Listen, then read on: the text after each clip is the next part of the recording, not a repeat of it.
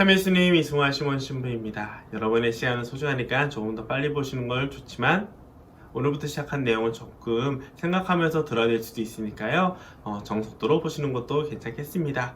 오늘 이야기할 내용은 바로 이 성경입니다. 참 두꺼운 책이고 많은 신자분들이 읽으려고 시도했다가 금방 덮게 되는 책이기도 해요. 동시에 우리가 신앙생활을 하면서 우리가 믿는 하나님 어떠한 분이신지, 그분이 어떤 역사 안에서 어떤 손길로 우리와 함께 하셨는지를 알 수 있는 책이기도 합니다. 그래서 제가 책이라는 표현을 썼잖아요. 그래서 성경 자체의 내용을 내가 보고 그 뜻이 무엇일까 막 줄치면서 공부하고 한다면 성서라고 불리고요. 종교적 의미로 미사나 전례, 기도회 때 사용하는 식으로 이 말씀을 있는 그대로 받아들이면서 묵상하고 머물려고 한다면 우리는 성경이라고 표현을 합니다. 아무튼 오늘은 성서라고 표현을 할게요. 이 성서를 볼 때 우리가 무엇을 볼 수 있을까? 이스라엘 백성이 하느님을 어떻게 체험했고 느꼈는지, 그리고 그 체험 안에서 하느님을 따르는 길을 어떻게 성찰했는지를 알 수가 있고요. 우리가 믿는 예수님이 어떠한 분이셨고 어떤 활동과 어떤 말씀을 하셨는지도 알 수 있습니다. 또 예수님을 체험했던 제자들이 남긴 글들을 통해서, 편지들을 통해서 우리가 일상생활 안에서 어떻게 적용하며 살 수 있는지 이 내용도 알 수 있겠죠. 네, 중요한 것은 우리가 아차 실수할 수 있는 부분이 하나 있습니다. 뭐냐면 여러분들은 어떤 것을 매일의 일기에 혹은 기록을 남기시나요? 그날 하루에 있었던 많은 일들 중에서 특별히 나에게 의미 있었던 것들 혹은 나중에 기억하기 위해서 남기고 싶은 내용들을 주로 쓸 겁니다. 그러다 보니 일정 시간이 지난 다음에 그 기록을 보면 그때 도대체 무슨 일이 있었던 거지? 라면서 정확하게 알 수 없는 일이 생겨요. 마찬가지로 성경 역시 역사적 순서대로 있는 그대로 쓴 거라고 보기보다는 하느님을 체험한 이들이 자신들의 체험 내용을 어떤 의미를 남겨서 혹은 나중에 다른 이들에게 어떤 의도를 가지고 보여주기 위해서 남기게 됩니다. 자연히 성서를 볼 때 우리는 세 가지 요소를 잘 살펴야 돼요. 첫째, 성경 전체를 관할하는, 뚫고 이어가는 하느님의 뜻이 무엇인지를 생각을 해야 되고요. 두 번째로, 성서라는 것이 정의가 성령의 영감을 받은 사람들이 쓴 책입니다. 그러다 보니까 그 사람들이 자신들의 체험 그리고 자신들이 받은 하느님의 메시지를 어떻게 표현했느냐를 알면 좋을 거예요. 그만큼 그 당시 사람들이 어떤 언어로 쓰였는지, 어떤 정신적, 문화적 배경을 가지고 썼는지, 그리고 그 지역의 특징이 무엇인지, 그 지역의 관습, 이런 것들이 무엇인지를 알면 알수록 성경의 내용은 보다 더 의미를 잘 전달받을 수 있을 겁니다. 세 번째로는 성경을 읽는 오늘의 내가 이 성경 말씀을 어떻게 받아들이고 살아야 되는지를 볼 수 있겠죠. 우리가 알다시피 하느님께서는 처음이자 마침이시고 영원히 계시는 분, 그렇기 때문에 하느님께서 하신 약속은 성경책이 끝날 때 모두 끝나는 것이 아니라 오늘을 살아가는 우리들에게도 늘 이어지기 때문입니다. 그러다 보니까 이스라엘이 느꼈던 하느님, 그리고 그 이스라엘에게 주신 하느님의 약속은 예수 그리스도를 통해서도 계속 이어지는 것이고요. 그 약속은 오늘 살아가는 우리들에게도 똑같이 적용되면서 우리가 하느님의 뜻을 찾고 그것을 살아가고, 그리고 그 의미 안에서 하느님 안에서 머물 때 우리는 나중에 부활의 하느님 나라가 온전히 이루어지는 그 순간까지도, 그리고 영원히 함께 하시는 하느님 안에서 이 약속은 계속 이어지게 됩니다. 그렇기 때문에 우리는 세 가지, 하느님의 뜻과 지필된 환경, 지금의 이 세 가지 요소를 잘 살피면서 책을 봐야 됩니다.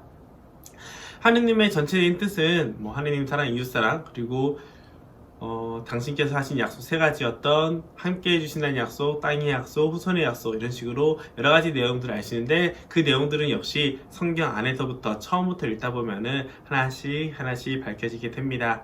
오늘은 그 중에서 특별히 조심해야 될 부분 몇 가지를 말씀을 드릴 거고요. 다음 주 영상 정도에 이제 구약 성서에 대한 전체적인 흐름, 신약 성서에 대한 전체적인 흐름을 이야기해 드리도록 할게요. 우선 알아야 되는 내용, 성경은 크게 두 가지로 나눠집니다. 당연히 구약 성서와 신약 성서겠죠. 구약 성서는 하느님과 이스라엘 백성의 역사를 담은 책으로서 처음에 옛 계약을 제대로 전해주는 모세오경과, 그리고 이스라엘의 역사, 왕들의 역사 혹은 판가름들부터 시작한 역사를 중심으로 남겼던 역사서들, 그리고 역사 안에서 활동했던 예언자들이 남긴 예언서, 그리고 세상 안에서 하느님의 뜻을 찾아간 모습들, 지혜서라고 해서 인간의 입장에서 하느님을 찾아가면서 그 의미를 적어놨던 그런 책들, 이런 것들이 모인 것이 바로 구약 성서가 됩니다. 신약 성서는 예수님의 이야기를 쓴 복음서와 그분의 체험을 했던 사도들이, 예수님 승천하신 후에 사도들이 살았던 활동을 남긴 사도행전, 그리고 바오로와 여러 사도들이 썼던 편지들, 마지막에 묵시록까지 정해져 있겠죠. 그래서 총 구약 성경은 46권이라고 하고 신약 성서는 27권이라고 합니다. 근데 여기서 좀 재밌는 것은 이스라엘 사람들이 원래 쓰던 용어는 무엇이었을까요? 바로 히브리어였어요. 그런데 히브리어 역시 시간이 지날수록 시대별로 조금씩 바뀌겠죠. 히브리어의 가장 큰 특징은 모음이 없다는 것, 띄어쓰기가 없다는 것, 오른쪽에서 왼쪽으로 읽는다는 그런 특징이 있습니다. 그러다 보니 히브리어 자체는 그렇게 단어가 그렇게 많지가 않았다고 해요. 그래서 하나의 단어에 여러 가지 의미가 있고 또 모임도 없으니 자음을 중심으로 표현되다 보니까 우리가 성경을 읽을 때 우린 다행히 번역된 한글로 된 성경을 읽지만 성서학자들이 성경을 읽고 해석하고 번역을 해줄 때 이 의미는 히브리어가 가지고 있는 다양한 의미를 우리가 사용하는 언어로 담기는 어려움이 있다고 합니다. 그렇기 때문에 성경을 먼저 우리나라 모국어로 읽는 것도 중요하지만 조금 더 여유가 되고 의지가 있다면 성서를 해석하는 많은 신부님들, 신학사들이 쓴 글들을 통해서 그 단어들이 가지고 있는 풍부한 의미를 알아가는 것도 중요할 겁니다. 또 이스라엘 사람들이 히브리어만 사용했느냐?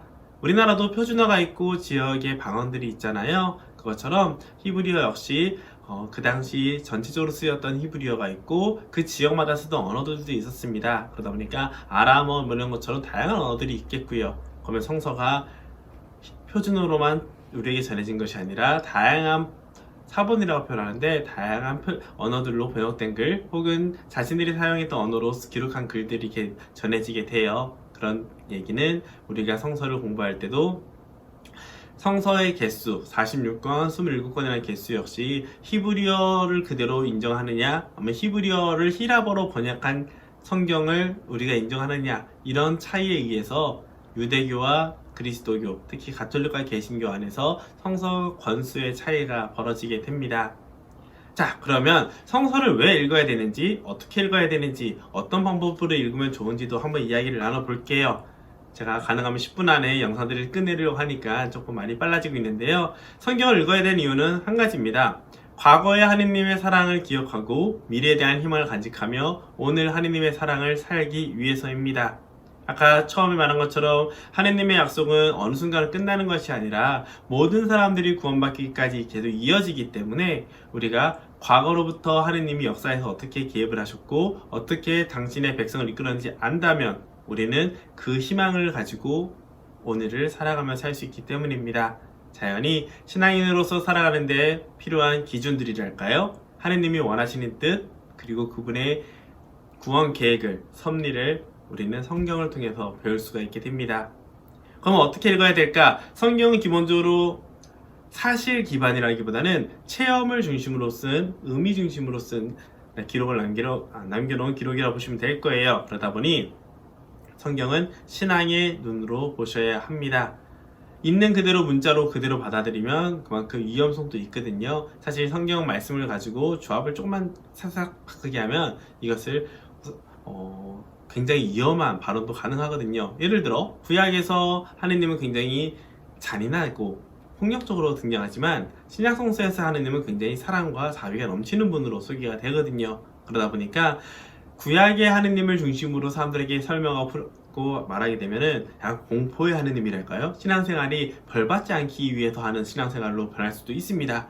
반면 신약성서에 사랑과 자비를 너무 얘기하다 보면은 내가 뭘 해도 하느님께서 사랑해 주시니까 라는 식으로 자칫 영적 교만에 빠질 수도 있고요.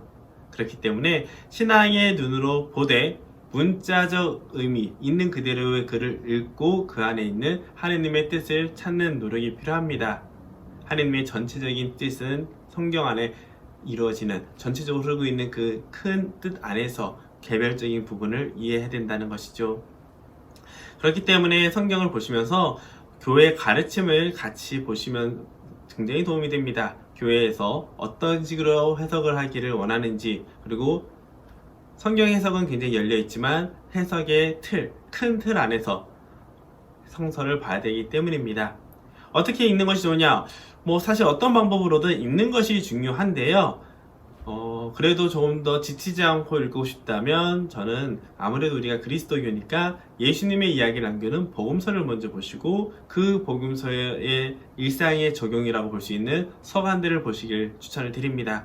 그 후에 구약성서를 보시면 좀 도움이 될 거예요. 왜냐면 많은 신자분들이 레위기, 민수기, 신명기에 가서 사람들의 이름들 혹은 전례 규정들 그리고 법들 이런 것들을 보시다가 지쳐서 멈추는 경우가 많거든요. 그러니까 제일 중요한 예수님이 어떤 분이신지 어떤 말씀하셨는지를 먼저 보시고 그 후에 그것을 실제로 어떻게 적용하며 살아가야 됐는지 사도들의 글들을 보신 후에 구약성서의 내용을 보시면 보다 의미를 풍성하게 볼 수 있을 겁니다.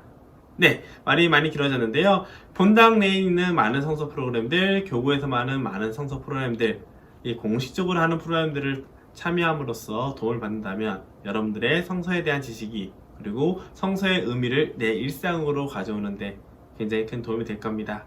꼭 기억하시면 좋은 거, 성 예로니모 성인이 이런 말씀을 하셨어요. 성경을 모르는 것은 그리스도를 모르는 것이다. 우리가 예수님을 믿고 살아가는 만큼 우리의 예수님이 어떠한 분이시고 그분의 가르침이 무엇인지 아는 것이 중요하겠죠.